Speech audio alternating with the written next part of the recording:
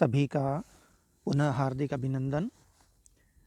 हितोपदेश के मित्रलाल प्रकरण का यह चौथा पाठ आपके सामने प्रस्तुत है।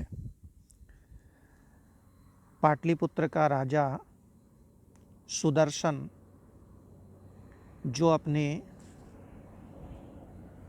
महल में विचरण करता हुआ किसी के द्वारा पढ़े जाते हुए 2 श्लोक सुनता है तो उसे अपने मूर्ख पुत्रों की चिंता सताने लगती है और उसी क्रम में यह श्लोक प्रस्तुत है।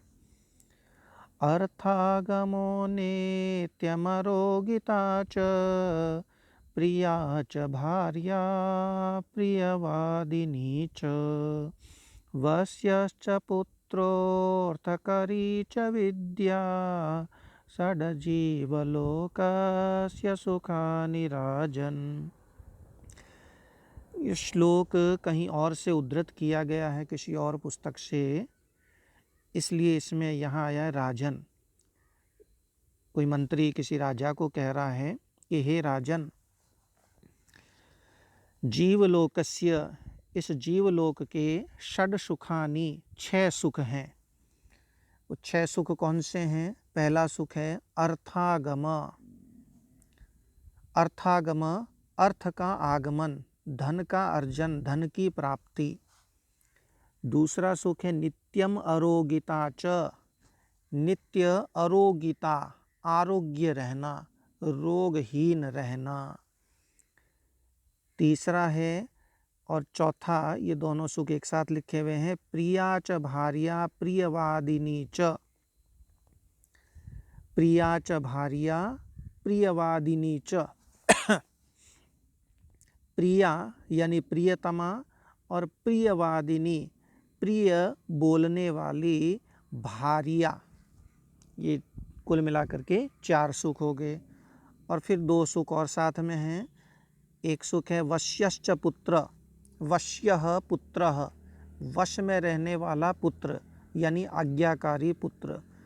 और छठा सुख है अर्थकरी च विद्या। यहाँ श्लोक में अर्थकारी ऐसा प्रिंट है, लेकिन सही शब्द अर्थकरी है। अर्थकरी च विद्या, धनार्जन कराने वाली विद्या। ये जो 6 हैं षट, हे राजन, जीवलोकस्य सुखानि, ये जीवलोक के सुख हैं।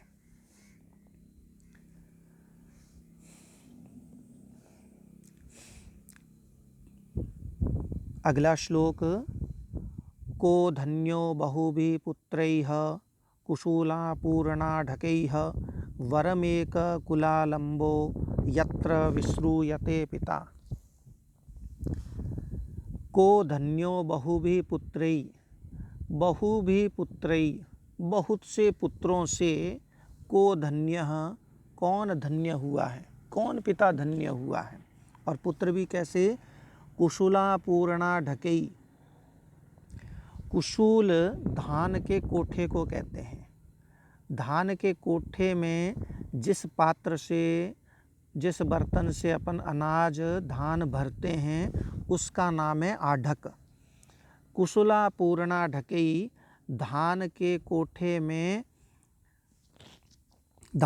कोठे में पूर्णा ढकई, भरे जाने वाले आढ़कई।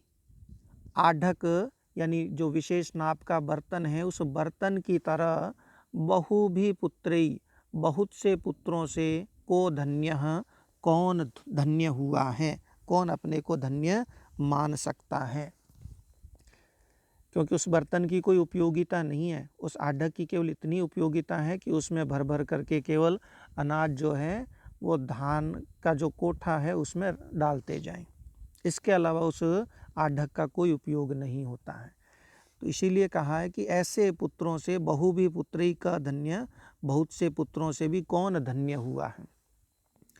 वरम एकः, एकः वरम, एक पुत्र भी, वरम माने अच्छा है। कैसा पुत्र?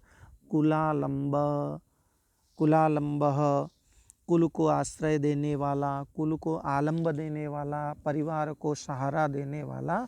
एकः वरम, एक पुत्र भी अच्छा है। यत्र, जिस पर, पिता विश्रूयते, पिता जो है वो विश्रूयते यश को प्राप्त करता है। अगला पद्य, रणकर्ता पिता शत्रुर्माता च व्यभिचारिणी भार्या रूपवती शत्रुपुत्र शत्रुरपंडित। चूँकि राजा सुदर्शन के पुत्र मूर्ख हैं, उसे ये प्रतिपादित करना है पुत्र शत्रुरपंडित।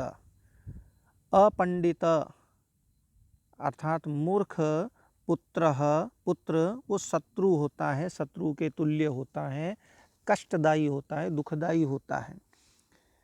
तो साथ में ही कुछ और बातें भी ज्ञान की बातें बताई जा रही है। पहला है रणकर्ता पिता शत्रु।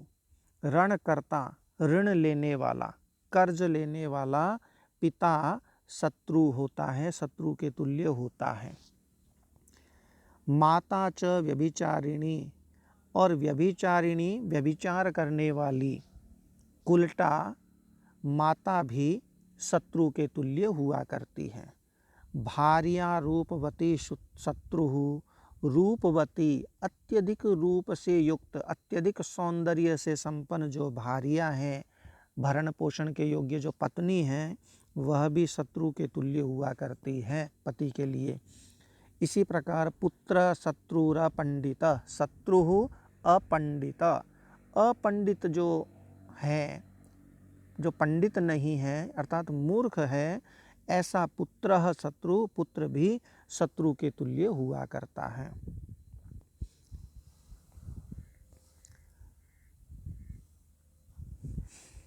अनभ्यासे विषम विद्या अजीर्णे भोजनम विषम, विषम सभा दरिद्रस्य वृद्धस्य तरुणी विषम।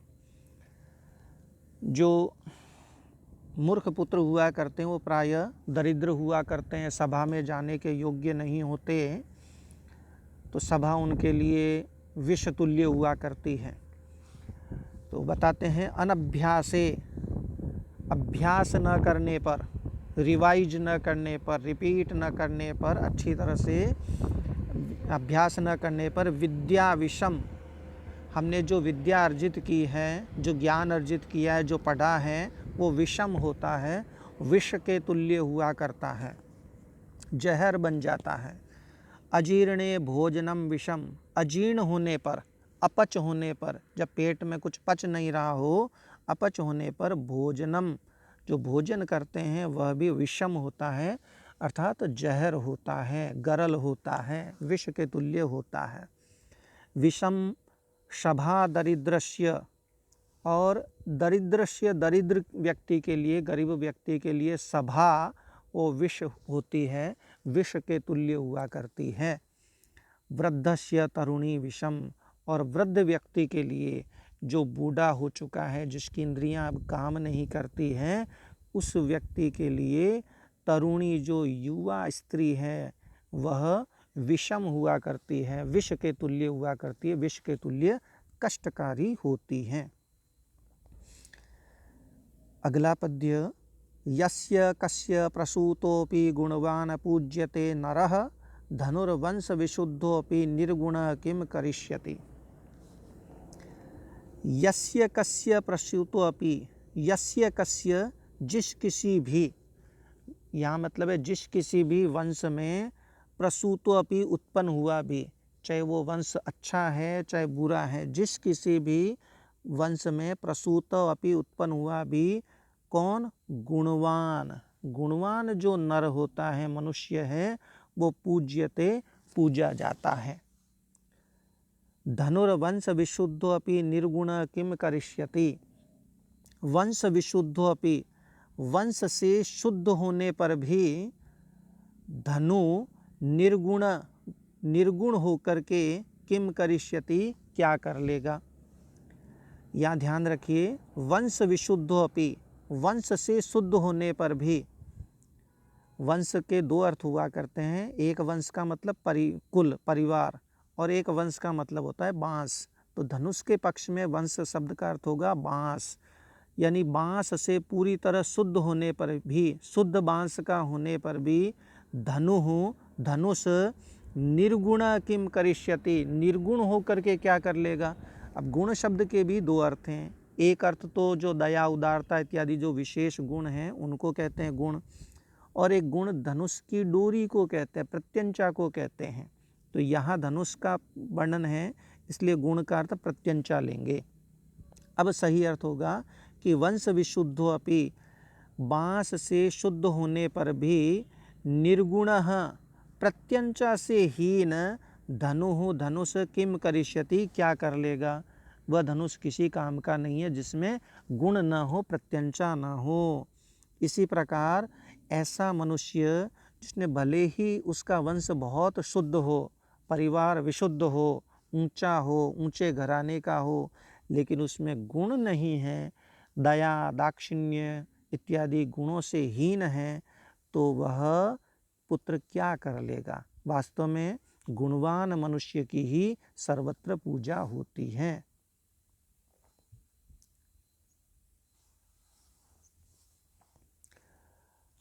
राजा के पुत्रों ने अब तक कोई अध्ययन नहीं किया था, इसलिए राजा विलाप करता हुआ कहता है, हा हा पुत्रक नाधीतम सुगतैतासु रात्रिषु तेन त्वं विदुषाम मध्ये पंके गौरीव शीदसि। हा हा पुत्रक, हाय हाय, ये कष्ट को सूचित करने के लिए है, 2 बार हाय हाय। हाय हाय पुत्रक, हे बेचारे पुत्र, नाधीतम, न अधीतम, अध्ययन नहीं किया, तुमने पढ़ा नहीं है। कब, सुगतासु एतासु रात्रिषु, सुगतासु सुख से बीतने वाली, एतासु इन रात्रिषु रात्रियों में, सुख से बीतने वाली इन रात्रियों में तुमने अध्ययन नहीं किया, तुम नींद ही लेते रहे।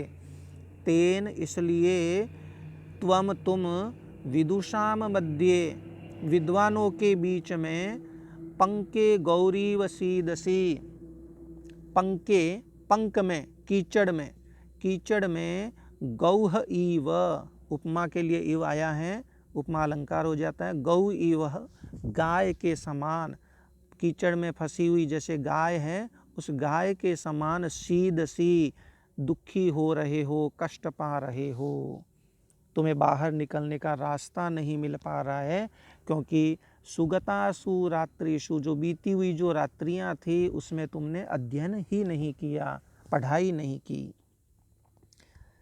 अब राजा मन में विचार करते हुए कहता है, तत तो कथम इदानीम, कथम कैसे, इदानीम अब, एते मम पुत्राः, ये मेरे पुत्र, गुणवंत क्रियताम, गुणवान किए जाए, गुणी बनाए जाए।